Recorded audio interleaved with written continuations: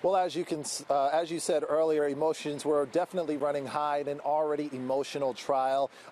Friends and family members of the victims of Fields' rampage gathered here at the Charlottesville courthouse in order to hear the jury's recommendations for Fields' sentencing. Now, Fields has been convicted of 10 charges that came out on Friday, and the judge sat down and heard what the jury would recommend for Fields' sentencing to be. Now, the jury has recommended life in prison for the first-degree murder charge of Heather Hyers.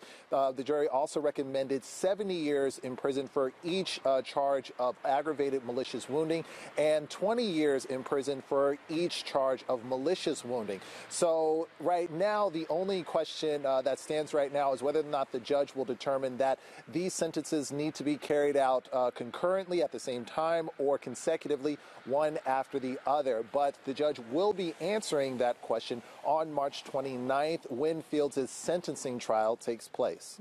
And Lionel, Heather Hyers' mother, Susan Breaux, also spoke out today. Were you surprised by what she had to say?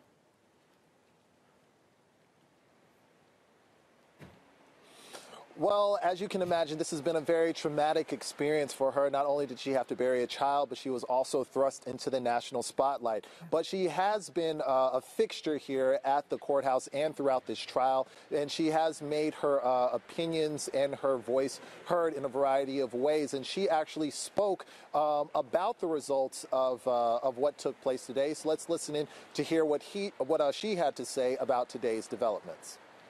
I trusted them to deal with this. I trusted the system of justice to handle what it needed to handle, that I was not going to be consumed by hate for this young man, but I was leaving him to the hands of justice. And I thank the jury for their careful and thoughtful work. I thank his defense team for putting up a defense and trying to help the young man.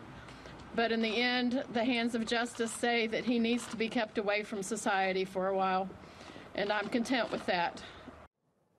So, Lionel, I know you said that the jury gave its recommendation today and the judge will formally sentence Fields in March. So what is the next step in the trial? Is it that sentencing? Could we likely see any appeals in the meantime?